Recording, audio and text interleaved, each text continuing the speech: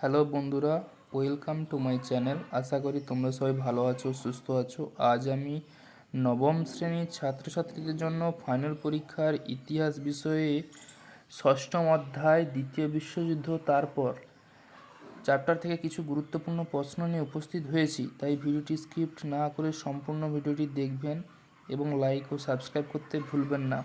প্রথম প্রশ্ন থাকছে, টিকা লেখো রোম বার্লিন টোকিও অক্ষ চুক্তি হিরোশিমা নাগাসাকি।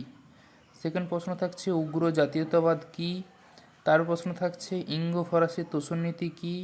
তার প্রশ্ন থাকছে, দ্বিতীয় বিশ্বযুদ্ধের কারণগুলি আলোচনা করো। ক্যাশ অ্যান্ড ক্যারি সম্পর্কে যা জানো লেখো। পার্ল হারবারের ঘটনাটি লেখো। আন্তর্জাতিকতাবাদ বলতে কী বোঝো।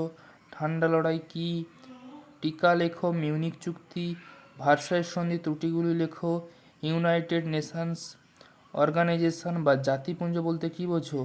প্রশ্নগুলো খুবই গুরুত্বপূর্ণ, ফাইনাল পরীক্ষা আসার সম্ভাবনা খুবই বেশি। তাই ভিডিওটি স্কিপ না করে সম্পূর্ণ ভিডিওটি দেখুন এবং সাবস্ক্রাইব করে আমাদের পাশে থাকুন। অসংখ্য ধন্যবাদ।